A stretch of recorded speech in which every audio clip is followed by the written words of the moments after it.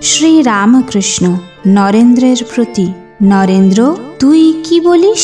সংসারী লোকেরা কত কি বলে, কিন্তু দেখ, হাতি যখন চলে যায় পেছনে কত জানোয়ার কত রকম চিৎকার করে, কিন্তু হাতি ফিরেও চায় না। তোকে যদি কেউ নিন্দা করে তুই কি মনে করবি?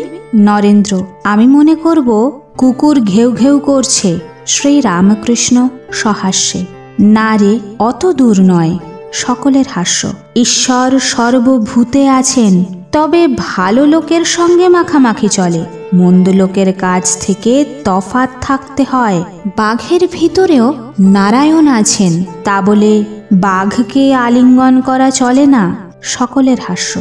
যদি বলো বাঘ তো নারায়ণ, তবে কেন পালাবো? তার উত্তর, যারা বলছে পালিয়ে এসো তারাও নারায়ণ, তাদের কথা কেন না শুনি?